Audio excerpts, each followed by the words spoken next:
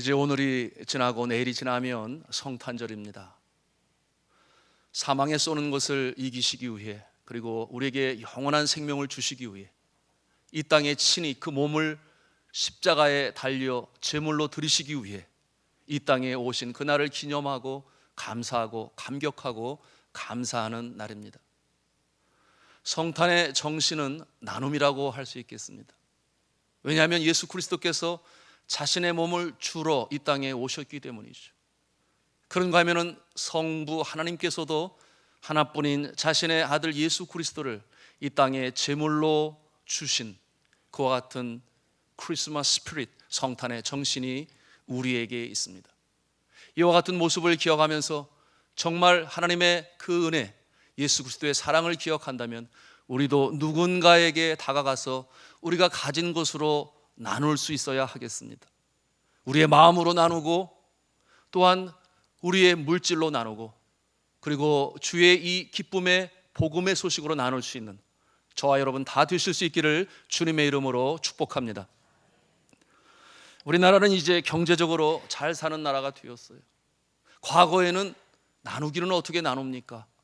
원조를 받는 나라였는데 하나님께서 복을 주셔서 이제는 나누는 나라가 되었고 나누는 국민이 되었습니다.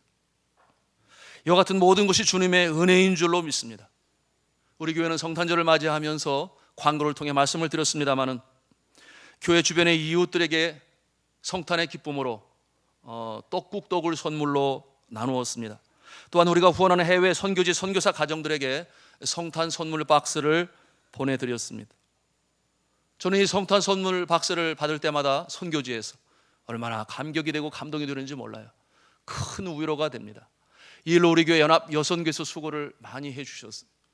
그런가 하면은 농어촌에서 참 힘들지만 묵묵히 주의 사명을 감당하는 주의 종들을 위해서 목사님들에게 또한 어제 특별히 선물 박스를 보내드렸습니다. 일로 우리 농어촌 선교부에서 또 수고를 많이 해주셨습니다. 그런가 하면 오늘 우리가 광고를 통해 나누었습니다마는 가까이 있는 금천 경찰서, 우리 의무 경찰들, 우리의 자녀들과 같지 않겠습니까? 성탄의 기쁨을 나누기 위하여 저들에게 성탄 선물 박스를 준비하고 이제 오늘 오후에 또한 전달하겠습니다. 이와 같은 일들로 인하여 함께 참여하시고 나누시는 우리 성도님들께 진심으로 감사드리며 하나님의 크신 은혜와 축복이 함께 하실 줄로 믿습니다. 자, 불과 한 세대를 거치면서 우리나라에서는 그처럼 먹을 것이 없어 힘들었던 이 보릿고개가 사라졌습니다. 이제는 너무나 잘 먹어서 이 비만과 전쟁을 하는 그와 같은 때가 되었어요. 얼마나 감사합니까? 그 어려운 때에 나라의 주권을 빼앗겼습니다. 젊은이들은 내일의 소망이 없었어요. 그 구한 말에 자신의 나라보다 이 나라 민족을 더 사랑하는 젊은 선교사들이 태평양을 건너와서 이 땅에 복음의 씨앗을 뿌렸습니다. 그와 같은 복음의 씨앗이 열매 맺기 시작했습니다. 가난과 무죄와 질병이 그치지 않았던 이 땅이 순교자의 피로 적셔지고 그 피로 적셔진 터 위에 주의 몸된 교회가 세워졌습니다. 병원이 세워졌고 그리고 학교가 세워졌습니다. 예수 그리스도의 피 묻은 복음이 나라와 민족을 살리고 그리고 개인에게는 영원한 생명을 주었습니다. 삶도 많이 윤택해졌습니다. 21세기 초 금년도 우리나라 한국의 이 경제 지표가 어떻게 되는가? 1인당 GDP 기준으로 잘 사는 나라 순위에 우리나라가 개인소득 2590불로 세계 33위에 랭크되었습니다. 전 세계 195개 국가 중에서 이 33위라고 하는 것은 대단한 것입니다. 그것도 6.25 전쟁 이후에 그야말로 폐허의 잿더미 위에서 그 짧은 기간 안에 일구어낸 그야말로 한강의 기적 아니겠습니까? 그런데 여전히 할 말이 없는 것은 국민의 행복 지수에 있어서는 그러지가 못해요. 경제적 지수가 잘 사는 모습이 세계 33위, 그러면 행복 지수도 33위가 될 것 같은데 그러지 않단 말입니다. 이 행복 지수는 57위에 올라와 있습니다. 이것은 무엇을 보여주고 있습니까? 물질이 많으면 그만큼 행복한가? 아니라고 하는 것입니다. 반면에 행복 지수가 높은 나라들은 전통적으로 이 기독교 신앙에 세워진 나라들입니다. 그러니 어려운 나라들을 돕는 일에 있어서도 그 순위가 높이 올라가 있어요. 너무나 당연한 것 아니겠습니까? 우리 주님께서도 말씀하셨지요. 주는 자가 복되다, 그렇게 말씀하셨어요. 그러니 그처럼 나누기를 좋아하는 백성들, 민족들이 행복 지수가 높습니다.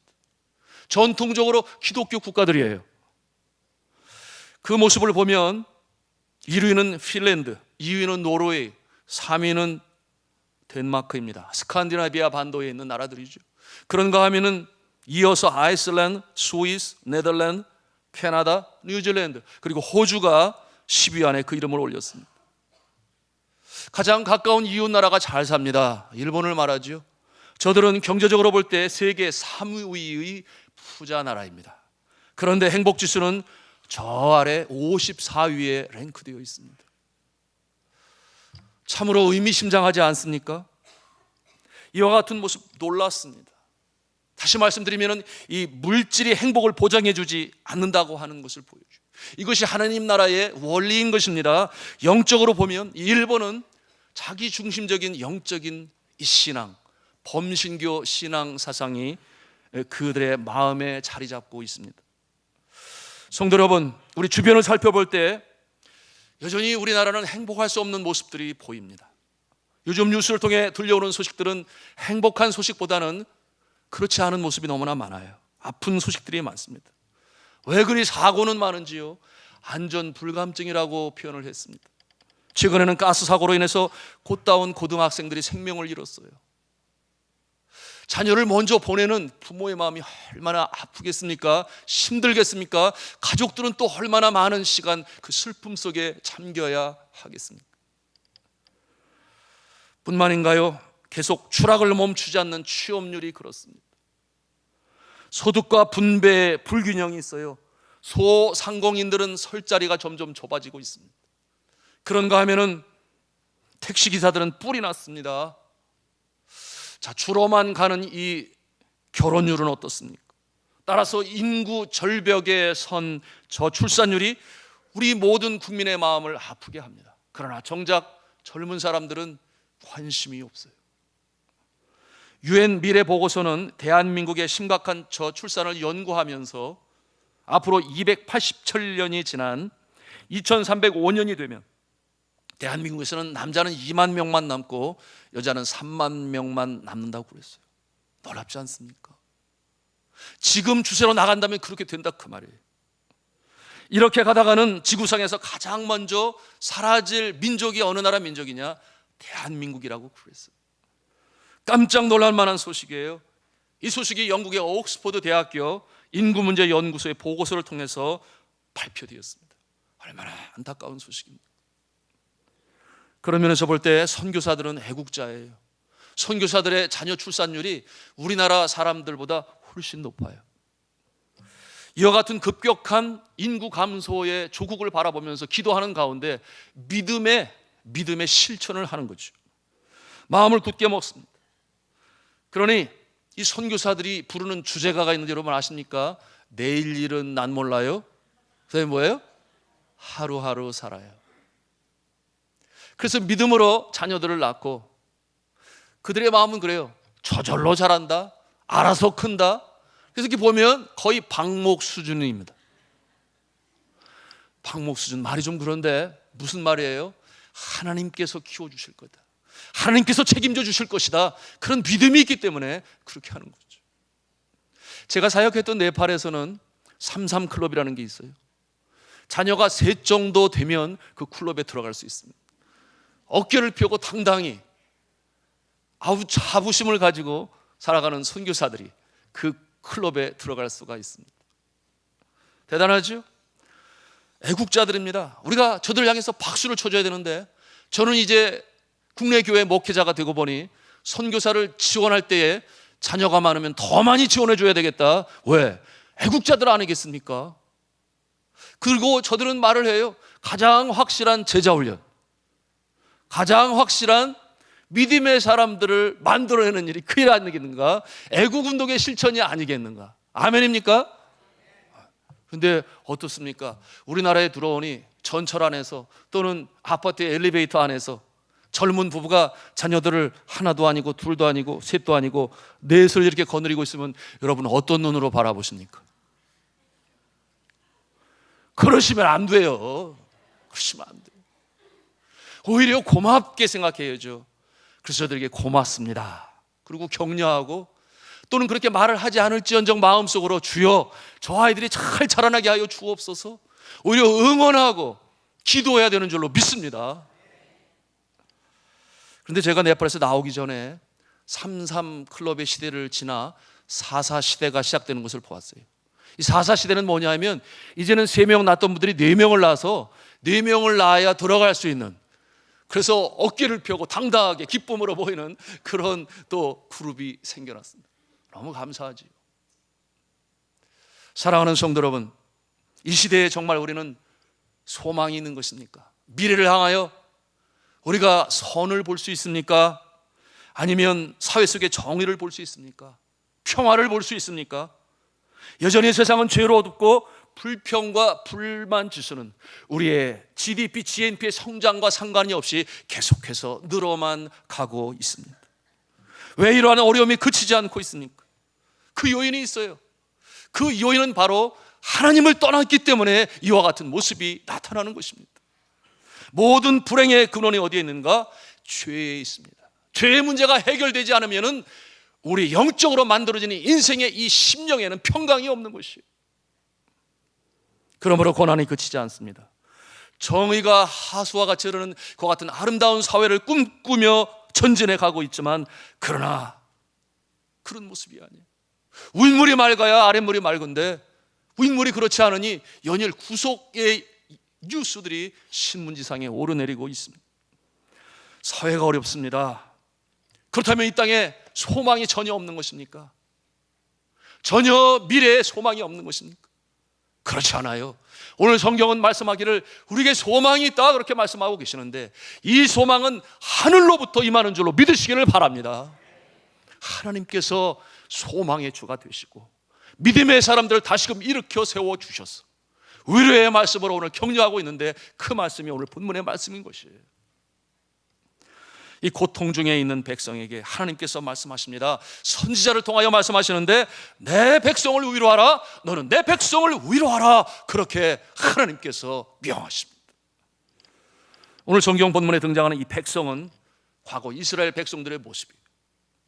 저들은 곧 선택받은 하나님의 백성들이었는데 저들이 하나님을 떠났어요. 그러니 어려움이 임합니다. 하나님을 떠나 하나님께서 제일 싫어하는 이 가나안 땅의 우상을 섬기는 그와 같은 일을 행했습니다. 부자들은 가난한 자들을 착취하고 힘 있는 자들은 자신의 유익만을 챙겼어요. 사회의 공의가 무너지고 말았습니다. 그러니 하나님께서 가만 내버려 두실 수가 없어요. 성경은 말을 합니다. 사생아들은 하나님께서 내버려 두신다. 그러나 하나님의 자녀들은 회초리를 드신다고 그렇게 말씀하고 있어요. 사랑하는 성도 여러분, 우리가 하나님을 떠나 세상으로 갈 때에 가만히 모든 것이 잘 가는 것 같으면 하나님께서 버린 자요, 그 종말은 멸망인 줄 우리가 알아야 되는데, 그런데 우리가 회개하고 주님 앞에 돌아오면 다시금 주님의 자녀로 삼으셔서 하늘의 크신 은혜와 축복으로 능력으로 함께 하시는 줄로 믿으시기를 바랍니다. 그 결과로 이스라엘 백성들 아시리아와 바벨론에 의해서 무너집니다. 포로가 되었어요. 벌거벗겨진 채로 그 사막을 거의 끌려가다시피 저 바벨론 땅에 정착하게 되었습니다. 포로의 신세로 살았어요. 유대인 정착촌이 그발 강가 주변에 있었습니다. 저들은 그 그발 강가에서 울었다고 그랬어요. 자신의 고향을 기억하며 그리워하며 울었고, 그런가 하면 하나님께 함께 예배하던 성전 예배가 그리워서 저들이 울었습니다. 이와 같은 모습, 자신을 돌이켜보면서 하나님 앞에 회개했어요. 자신의 잘못을 뉘우치고 다시는 그러지 않으리라 굳게 마음을 먹었습니다. 사랑하는 성도 여러분, 우리도 때때로 그러지 않습니까? 하나님으로부터 떠날 때가 있어요. 신앙의 방학을 해요. 하나님부터 멀어져요. 세상이 좋아요. 이생의 자랑, 육신의 정욕, 안목의 정욕, 그런 것이 너무나 좋아요. 그래서 그 기준이 세상 사람들이 추구하는 바가 다를 바가 없어서 넓은 길을 찾습니다. 넓은 문을 찾습니다. 경쟁에서 이겨야만 내가 올라갈 수 있다라고 하는 그와 같은 이 무한 경쟁, 얼마나 경쟁이 심하면 무한 경쟁에 시달하고 그러겠어요. 이와 같은 모습 때문에 하나님을 떠난 자들 우선순위가 바뀌어요. 그런데 우리가 알아야 될 것이 있습니다. 영적으로 우리는 빚어졌거든요.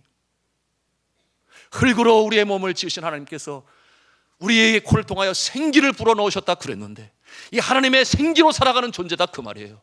영적인 존재가 영적으로 그 마음에 갈급함이 있고 충만함이 없으면 그와 같은 영혼은 빼빼 마르는 것입니다. 그 안에 평강이 없어요. 기쁨이 없어요. 그리고 실제적인 현상학적으로 나타나는 결과는 무엇입니까? 영적으로 빼빼 마르면 우리의 육신에 질병이 찾아오는 것입니다. 우울이 찾아오는 것입니다. 그것이 창조의 원리인 것이죠. 그럴 때 우리가 지난 날들의 잘못을 회개하고 주님 앞에 나오면 주님께서 다시금 안아주십니다. 왜냐하면 우리는 하나님의 백성이요 자녀들이기 때문에 그래요. 우리 자녀들도 그러지 않습니까? 때로는 미울 때가 있어요. 미운 짓을 하지요. 그래서 막 뚜껑이 열렸다 닫혔다 열렸다 닫혔다 막. 저도 그랬어요. 정말 미워요. 보기도 싫어요. 그런데 자녀들이 잘못했어요. 눈물로 진정으로 회개하고 잘못해서 용서를 빌면 여러분 저들을 받아줍니까? 몰라라 합니까? 몰라라 하시는 분이 있나 봐요. 얼마나 속을 썩입니다. 그런 부모는 세상에 없죠. 다시금 저들에게 격려하고 힘을 주죠. 내 백성을 위로하라. 그렇게 오늘 선지자를 통해서 하나님께서 말씀하십니다. 여기에서 이 백성은 오늘 이 시대에 저와 여러분 같이 하나님을 창조주로 믿고 예수 그리스도를 구세주로 믿고 영접한 자들을 말하는 것이죠. 하나님께서 이 하나님의 자녀들의 고통을 걷어가시고 위로하시는 줄로 믿으시기를 바랍니다. 비록 죄로 인하여 어려움을 경험하였으나 이제 하나님 앞에 다시금 선한 삶으로 살고자 할 때에 회복시키시는 하나님, 위로의 말씀으로 주시는 것입니다. 그 위로의 메시지는 너무나 귀한데요, 오늘 이 시간에 그 위로의 메시지를 함께 살펴보며 은혜를 나누기를 원합니다. 다시금 일어설 수 있기를 저는 주님의 이름으로 축복합니다. 자, 그 위로의 첫 번째 말씀 같이 한번 한 음성으로 따라서 하겠습니다. 죄로 인한 고통과 아픔이 끝날 것이다. 아멘. 한 번 더 따라서 하겠습니다. 왜냐하면 하나님께서 용서하셨기 때문입니다. 용서하셨기 때문에. 아멘입니다. 자, 오늘 본문의 말씀 이사야서 40장 2절 말씀을 다시 같이 읽도록 하겠습니다. 시작. 너희는 예루살렘의 마음에 닿도록 말하며 그곳에게 외치라. 그 노역의 때가 끝났고 그 죄악이 사함을 받았느니라. 그의 모든 죄로 말미암아 여호와의 손에서 벌을 배나 받았느니라 할지니라 하시니라. 아멘. 자, 하나님께서 분명히 말씀하셨습니다. 그 노역의 때가 끝났다. 죄악의 용서함을 받았다. 그렇게 말씀해요. 고통의 날이 끝나고 고난의 날이 끝났습니다. 죄의 용서함을 받았기 때문에 이제 다시금 하나님의 돌보심과 축복의 자리로 나아갈 수 있는, 사랑하는 성도 여러분, 이 회개하는 자에게 주시는 용서의 기쁨, 다시금 영혼의 소생함을 맛보실 수 있는 저 여러분 다 되실 수 있기를 주님의 이름으로 축복합니다. 한 의학 공부를 하고 있는 미국의 자매가 있었어요. 대학 3학년 때 우연히 마약과 접하게 되었어요. 여러분, 의학 공부가 얼마나 힘듭니까? 그러니 피곤할 때마다 마약을 먹으면 각성제 아니겠습니까? 다시금 정신을 차리고 공부를 하고, 그러는 가운데 그것이 습관이 되어버리고 말았어요.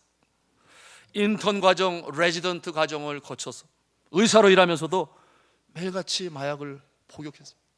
그래서 복용하지 않으면 환자도 볼 수 없는 그와 같은 처지에 이르렀어요. 이것을 우리는 소위 중독이라고 합니다. 스스로 끊을 수가 없어요. 중독. 나중에 그 사실이 이 직장 동료들에게 알려지게 되고 병원에 알려지게 되니 결국 할 수 없이 직장을 그만두게 되었는데, 저가 마약을 살 수 없는 가난뱅이가 되어버리자 절망에 빠졌습니다. 뭐 중독자들이 가는 그런 길이죠. 어찌하든지 자신의 의지로 마약을 끊어보기 위해서 피가는 노력을 했지만 끊을 수가 없었어요. 마침내 저는 최후의 생각을 갖게 됩니다. 비 오는 날 저녁에 자살을 결심하고 피를 맞으면서 똥 옆에 저수지로 갔습니다. 물속에 뛰어들어 자교를 하려고 그런 마음을 먹은 거죠. 그 뚝 위에 올라섰을 때 그녀가 무너집니다. 마음도 무너지고 몸도 무너지고 빗속에 눈물이 홍수가 되어 그녀의 앞을 가립니다. 자살일보 직전에 그녀는 오랫동안 불러오지 않았던 그 이름을 부르기 시작했습니다. 하나님을 향해 무릎을 꿇고 기도하기 시작했어요. 오 하나님, 나는 아무것도 할 수 없는 존재입니다. 그러니 나를 구해 주시옵소서. 그렇게 눈물로 주님 앞에 통곡으로 기도하게 되었는데요, 피를 맞으면서 아주 뜨겁게 기도를 했습니다. 그런데 그때에 갑자기 머리 위가 뜨거워지면서 전신에 그 뜨거움이 전해지기 시작했습니다. 그리고 그녀의 어깨, 양어깨 위에 그 어깨를 무겁게 짓누르고 있었던 그 무엇이 누군가에 의해서 이제 날아가는 그와 같은 느낌을 받게 되었어요. 그러니 온 몸과 마음이 날아갈 것처럼 그와 같은 가벼운 느낌을 받게 되었습니다. 순간 그녀는 나를 것처럼 자신의 몸과 마음이 가볍고 기쁨이 그 마음에 차오르기 시작했습니다. 그녀는 그 자리에서 일어나 하나님을 찬양하고 자살하려는 마음을 돌이키고 그녀의 집으로 돌아갔습니다. 그리고 그 후로 깨끗이 낫게 되었어요. 저가 새로운 삶으로 시작했습니다. 저는 다시금 그 마약 중독으로 인해서 어려움을 당하고 있는 일에 의사의 모습으로 저들을 치료하고 봉사하는 일로 살아가게 되었습니다. 사랑하는 성도 여러분, 이와 같은 어려움, 고통, 중독, 우리 자신의 힘으로 해결할 수가 없습니다. 우리가 주님 앞에 나와 회개하고 하나님의 능력을 간구할 때에 주님의 능력이 우리 마음에 거하시면 이와 같은 놀라운 새로운 소생의 역사가 있는 줄로 믿으시기를 바랍니다. 이것이 회개하는 자에게 주시는 주님의 위로하심과 새로운 역사의 시작이 되는 것이에요. 이 진정한 회개와 용서함의 역사가 우리 가운데 있어야 되는데, 사랑하는 성도 여러분, 우리가 주님의 위로를 받기를 원합니까? 먼저 주님 앞에 나오시기를 바랍니다. 우리의 잘못된 것, 부족한 것 주님 앞에 다 내오시고 십자가 앞에 다 내려놓으시고 나는 죽고 예수로 다시금 사는 놀라운 이 축복의 역사가 있기를 주님의 이름으로 축복합니다.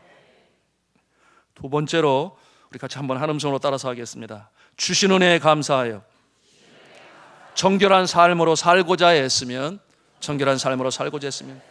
하나님께서 도우십니다. 아멘. 하나님께서 도우세요. 우리 한번 좌우에 계신 분에게 그렇게 격려했으면 좋겠습니다. 하나님께서 도우십니다. 이렇게 하나님께서 도우십니다. 그렇습니다. 하나님께서 도우시죠. 우리가 정결한 마음으로 다시금 새 삶을 살기로 시작하시면 하나님께서 도우시고 힘을 주세요.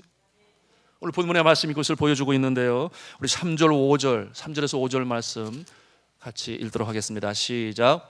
외치는 자의 소리여 이르되 너는 광야에서 여호와의 길을 예비하라. 사막에서 우리 하나님의 대로를 평탄하게 하라.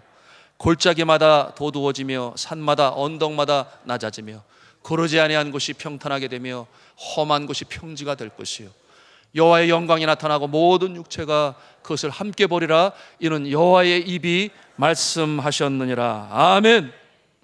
자, 하나님께서 말씀하십니다. 광야에서 여호와의 길을 예비하라. 또한 사막에서 우리 하나님의 대로를 평탄케 하라. 그렇게 말씀하세요. 이게 무슨 말씀입니까? 이제 오실 주님을 만날 준비를 하라, 그런 말씀. 주님이 다가오시는데 마음의 준비를 하라, 그 말이에요. 여러분, 우리가 지난 시간에 나눴습니다만 세례 요한, 그의 외침, 광야의 외침의 소리와 흡사하지 않습니까? 바로 이 말씀을 통해서 그런 광야에 외치는 자의 소리가 되었어요. 자, 광야에서 여호와의 길을 예비합니다. 메시아로 오실 예수 그리스도, 만왕의 왕으로 오실 예수 그리스도를 우리가 맞이할 수 있도록 우리의 마음의 죄악들을 회개하고 청결한 모습으로 맞을 준비를 하라. 그러므로 그와 같은 모습으로 설 때에 우리가 주님을 영접하고 주님과 더불어 승리하는 삶에 장애물들이 물러간다, 그 말이에요. 높은 산은 낮아지고 낮은 골은 올라와서 평지가 된다, 그 말입니다. 모든 장애물들이 물러가게 된다, 그 말이에요. 누구에게? 정결한 마음으로 회개하고 주님의 도우심을 간구하는 자에게. 이와 같은 역사가 나타나서 하나님의 영광의 역사로 다시금 회복의 역사가 나타날 것이다. 오늘 말씀을 통해서 우리에게 주시는 것입니다. 광야라고 그랬어요. 광야에서 길을 내라. 자, 산이 낮아지고 골이 높아지면 평탄해지지 않겠습니까? 그래서 길이 만들어지지 않겠습니까? 광야는 어떤 모습이에요? 조금만 바람만 불어도 먼지가 날라요. 그것은 정말 황량한 곳입니다. 젖은 옥토와는 너무나 달라요. 이 광야와 같은 모습, 오늘 세상이 그렇지 않습니까? 얼마나 사랑이 각박한지 몰라요. 정말 이 꼬챙이들과 같은 모습만 가지고 있어요. 그래서 사람과 사람 간의 관계가 깨어지고, 사랑하는 성도 여러분, 이와 같은 모습, 뒤의 모습을 보면 사랑이 고파요. 사랑받고 싶어요. 누구나 다 마찬가지예요. 이 성탄에 주님께서 우리를 사랑하시기 때문에 오셨는데, 우리가 이 사랑으로 나눠줄 수 있기를 주님의 이름으로 축복합니다. 그러므로 광야가 물러가요. 모든 장애물이 무너진다고 그랬습니다. 주의 영광을 나타내는데 방해하는 모든 것들, 악한 것, 더러운 것, 사단의 장난과 속임수, 연약함, 추함, 육신의 질병도, 장애도, 정신적 고통도, 불안도, 염려도, 인간관계의 모든 장애물이 다 무너지게 될 것입니다. 본문에 주가 말씀하신 그대로 여호와의 영광이 나타나고 모든 육체가 그것을 함께 보게 될 것입니다. 여러분 한번 생각해 보십시오. 예수 그리스도께서 이 땅에 오셨을 때 소망이 없었어요. 그때 이스라엘 백성들은 나라 이룬 서름으로 말미암아, 주권을 이룬 서름 때문에, 그리고 말씀드린 것처럼 부유한 자들이 어려운 자들을 도무지 챙기지도 않을 뿐더러 저들을 착취했어요. 여러분, 나라 이룬 서름이 예수님 오실 때까지 870년이라는 세월이 흘렀습니다. 우리나라 일제 36년에 나라 이룬 소름이 있었는데, 그때의 아픔이 얼마나 대단했어요. 지금도 그 아픔의 흔적이 남아서 우리를 힘들게 하고 있는 870년의 세월. 그런가 하면 경제적으로 어려웠습니다. 제자들이 예수님께 나가서 우리도 기도할 수 있도록 기도하는 법을 가르쳐 주세요. 근데 예수님께서 가르쳐 주신 기도가, 우리는 주가 가르치신 기도, 그렇게 말합니다. 그런데 예수님께서 어떠한 기도를 드리십니까? 오늘날 우리에게 일용할 양식을 주옵시고. 이게 무슨 기도입니까? 하루 먹을 양식이 필요해요. 재놓고 먹을 양식은 꿈도 못 꿔요. 그저 하루 먹을 양식을 간구하는 그 시대의 그 실제적인 모습이 예수님의 기도를 통해서 이렇게 나타나고 있습니다. 자, 이와 같은 그 모습, 그런데 강림하신 예수 그리스도는 한 아기의 모습으로 오셨습니다. 무명의 목수의 아들로 정결한 마음의 여인 마리아의 몸을 통해서 태어나셨어요. 그날 밤에 예수 그리스도의 탄생의 이 기쁜 소식이 그 어느 누구에게도 아니었습니다. 성문 밖 광야에서 추위를 견디며 그날도 묵묵히 목자의 삶으로 살고 있었던 양치는 자들, 저들에게 그 소식이 임합니다. 낮고 낮은 자를 치유하시기 위하여 이 땅에 스스로 이 마굿간에 태어나시고 말구에 누우신 예수 그리스도. 자, 이 기쁨의 소식이 그 어려운 자들에게 외쳐졌습니다. 하늘의 천군과 더불어 천사들이 하나님의 영광을 찬송했다고 그랬습니다. 어떻게 찬송했습니까? 지극히 높으신 곳에서는 하나님께 영광이요, 땅에서는 주의 기뻐하시는 사람들 중에 평화다 그랬어요. 여러분, 주께서 기뻐하시는 사람들 중에 평화라고 그랬어요. 아무에게나 아니다 그 말이에요. 근데 오늘날 성탄절이 다가오니까 믿는 사람들보다 더 신나는 사람들이 있어요. 우리 젊은 사람들 중에 많이 있어요. 휴가가 그때 났으면 좋겠다 군인들도 있어요. 그래서 이 분위기에 취해서 흥청망청 분위기에 도취돼서 예수님이 어떻게 오셨는지, 왜 오셨는지 의미도 모른지, 그런가 하면은 상인들은 이번에 한번 대목을 톡톡히 보자, 그런 마음을 가지고 이때를 보내고 있습니다. 사랑하는 성도 여러분, 하나님이 기뻐하시는 사람들 중에 평화로다. 오늘 이 시대, 각박한 시대에 삶이 어려워요. 오늘날 취업이 얼마나 어렵습니까? 새해를 시작하려고 때를 기다리는데 보이지가 않아요. 그림이 그려지지가 않아요. 그래서 주님 앞에 기도하는 모습들. 사랑하는 성도 여러분, 하나님이 기뻐하시는 사람들은 누구이겠습니까? 지금도 주님 앞에 나와 주님이여 도와주세요 기도하는 사람들, 하나님을 창조주로 예수 그리스도를 구세주로 믿고 영접한 사람들, 바로 하나님이 기뻐하시는 사람들인 줄로 믿습니다. 주님께서 결코 외면하시지 아니하세요. 오늘도 주님 전에 나온 우리 성도들 바라보시며 주님께서는 말씀으로 위로하십니다. 기도로 찬양으로 격려하십니다. 이 축복의 반열에 서셔서 다시금 일어서실 수 있는 저 여러분 다 되실 수 있기를 주님의 이름으로 축복합니다. 세 번째로 위로의 메시지는 어떠한 내용입니까? 한 음성으로 하겠습니다. 이 풍성한 축복의 역사는 영원히 변하지 않는 하나님의 말씀으로 이루어집니다. 아멘. 이 풍성한 축복의 역사, 감격 위하여 행하는 하나님의 백성들, 하나님의 영광의 역사가 나타날 것인데 어떻게 역사하는가? 하나님의 약속에 근거해요. 하나님의 말씀에 근거해요. 그것이 오늘 주시는 위로의 메시지인 것이. 자, 우리 성경 말씀 6절, 7절, 8절 말씀을 같이 읽도록 하겠습니다. 시작. 말하는 자의 소리여 이르되 외치라. 대답하되 내가 무엇이라 외치리까 하니 이르되 모든 육체는 풀이요 그의 모든 아름다움은 들의 꽃과 같으니 풀은 마르고 꽃은 시들면 여호와의 기운이 그 위에 불미라. 이 백성은 실로 풀이로다. 풀은 마르고 꽃은 시들아. 우리 하나님의 말씀은 영원히 서리라. 아멘. 참으로 그렇습니다. 하나님의 말씀은 진리가 되기 때문에 영원히 서는 줄로 믿습니다. 여러분, 세상을 보십시오. 세상에 진리라고 말하는 것들이 있어요. 그러나 진리는 아니죠. 왜냐하면 과거의 진리로 외치던 내용이 오늘날 진리로 서 있지 못하고 변해가는 모습을 우리는 수없이 보고 있습니다. 계속해서 변화갑니다. 지고의 선과 진리를 추구하는 인간의 자세는 긍정적이죠. 바람직하죠. 그러나 이 인간의 모습은 한계가 있습니다. 한계가 있어요. 교과서도 변합니다. 역사 해석도 변합니다. 세상도 변하고 사람도 변해요. 그래서 때로는 실망하고 때로는 허무하기까지 합니다. 그러나 사랑하는 성도 여러분, 진리는 영원히 변하지 않습니다. 하나님의 말씀은 변하지 않아요. 그래서 우리가 붙잡고 나가는 것입니다. 태초에 하나님의 온 우주 만물을 창조하시고 무에서 유를 말씀으로 창조하신 그 말씀은 지금도 변함이 없어서 한 점 한 획도 떨어지지 아니하고 장차 새하늘 새 땅이 이루어지는 그날까지 변함없는 진리의 말씀인 줄로 믿으시기를 바랍니다.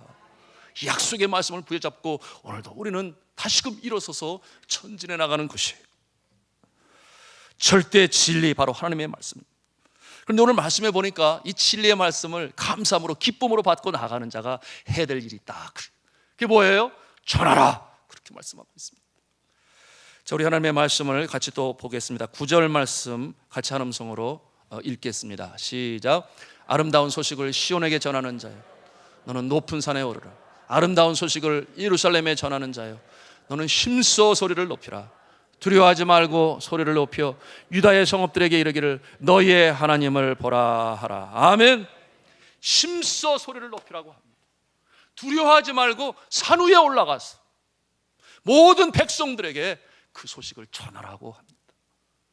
여러분이 성탄절을 맞이하면서 우리 스스로 기뻐할 수 있습니다. 우리 가정이 기뻐할 수 있어요. 그러나 이 성탄의 기쁜 소식을 우리 이웃들에게 전하고 사랑으로 전하고 복음으로 전하고 말씀으로 전하고 물질로 전하고 마음으로 전할 수 있기를 저는 주님의 이름으로 부탁합니다. 그와 같은 때에 이 땅에 비로소 소망이 있고 공의가 이루어지고 그리고 하나님의 나라가 여호와의 영광이 물이 바다를 덮음같이 그렇게 이루어질 줄로 믿습니다. 이래 우리가 부름을 받았어요. 금년에도 성탄절이 다가오는데 우리가 이와 같은 마음으로 힘을 얻고 다시금 일어서야 되겠습니다. 자, 이와 같은 모습은 먼저는 가깝게 우리 마음으로부터 일어나요. 우리의 마음이 변화를 받아 그 기쁨의 자리에 가야 되고, 두 번째로는 우리의 가정 가운데서도 이루어져야 하겠습니다. 왜냐하면 오늘날 이 시대에 너무나 아픈 가정의 모습들이 있어요. 부부간의 단절이 있습니다. 그러니 그의 자녀들은 어떻게 불안해서 제대로 클 수가 있겠습니까? 이것이 현실이에요. 이 시대의 현실, 너무나 아프고 힘든데, 그러나 이와 같은 모습 가운데도 주의 성탄의 기쁨의 뉴스가 있어서 다시금 회복되어지는 역사가, 가정의 회복의 역사가 있기를 주님의 이름으로 축복합니다. 오늘 아침에 하나님 앞에 오늘의 말씀을 위해 기도하면서 읽은 글 중에 작은 단편인데 제 마음에 감동이 되었어요. 실제적인 이야기인데 박성철이라고 하는 분이 그거를 올렸습니다. 그런데 그 글의 내용이 우리라고 하는 제목의 글이었어요. 그 내용이 어떠한가 보니까 경제적으로 힘든 때를 보내는 한 가정에서 성탄절을 맞이하게 되었습니다. 그러니 경제적으로 어렵고 실직자가 되었으니 무슨 선물을 사줄 수가 없어요. 그러니까 아버지가 자신의 아내에게 그리고 또 사랑하는 딸에게 이와 같은 제안을 합니다. 예수님 탄생하신 성탄절이 다가오는데, 그런데 우리는 진짜 선물을 줄 수가 없어. 대신에 서로에게 주고 싶은 것을 그림으로 그려서 주면은 어떨까? 그렇게 제안했습니다. 그 어려운 때를 묵묵히 응원하며 견뎌나가는 사랑하는 아내도 고개를 끄덕였고, 그리고 사랑하는 딸 슬기도 고개를 끄덕였습니다. 그리고 이제 성탄 이브가 다가오고 그 저녁에 조촐한 식사를 마치고 나서 서로 이제 선물 교환을 하게 되었습니다. 엄마는 아빠에게 멋진 자동차를 선물하였고, 그리고 아빠는 엄마에게 아주 아름다운 이 목걸이를 또 선물했습니다. 그림이지만 그 정성이 담겨져 있기 때문에 받는 자의 가슴이 뭉클했습니다. 딸 슬기는 부모님에게서 자전거와 장난감을 선물로 받았습니다. 그리고 이제 슬기가 선물할 차례인데, 이 슬기의 선물을 받은 엄마 아빠의 가슴이 뭉클해졌습니다. 그리고 눈가에 눈물이 맺혔습니다. 그 그림은 어떤 그림이었는가 하면 환하게 웃고 있는 남자의 모습인데, 아빠의 모습이겠죠. 그런데 이 아빠가 이 남자의 이 손을 꼭 잡고 있는 또 여자의 모습이 있어요. 엄마의 모습이겠죠. 그리고 그들 사이에서 안겨서 환하게 웃고 있는 꼬마의 모습인데 슬기 아니었겠습니까? 그리고 그 밑에는 우리라고 하는 제목으로 그 제목을 그 그림에 그려서 그것을 아빠와 엄마에게 주었습니다. 그것이 감동이 되었고, 그 가족은 함께 하나님께 감사하며 성탄의 이브를 맞이하게 되었는데, 사랑하는 성도 여러분, 오늘날 이 시대에 이 사회의 아픈 모습이 왜 우리 가정 안에 없겠습니까? 우리의 마음으로부터, 가정으로부터 다시금 소생하고 살아날 수 있는 하나님의 평강이 그들 가운데 임하는 귀하고 복된 성탄절이 될 수 있도록 함께 기도하시고 마음을 여시고 주님을 모시기를 주님의 이름으로 부탁합니다. 이제 오늘의 말씀을 마치는데요, 김의중 시인이 쓴 크리스마스에 드리는 기도라고 하는 제목의 시를 읽으며 오늘의 말씀을 맺고자 합니다. 올 크리스마스엔 창가에 촛불 하나 켜 놓으렵니다. 타는 촛불로 밤새워 시간의 의미를 헤아려 보며 메마른 가슴 외로운 눈물로 적시어 작은 소망의 기도를 드리렵니다. 용서하소서 내가 가졌던 탐욕을, 남에 대해 편협하며 이기적이며 마땅히 해야 할 일에 최선을 다하지 않은 태만함까지 다른 무엇보다 진실하지 못했음을 마음을 열고 새로운 눈으로 사랑하게 하소서. 녹색의 작은 별, 우리가 사는 아름다운 세계, 이 땅에 사는 누구나 맑은 영혼과 따뜻한 가슴을 소유하게 하소서. 기아와 질병과 전쟁이 없는 사랑과 평화가 가득한 세상, 크리스마스에 오신 이의 마음처럼 녹아내리는 이 촛불이 소망의 빛이 되어 우리 가슴을 채우게 하소서. 기도하시겠습니다.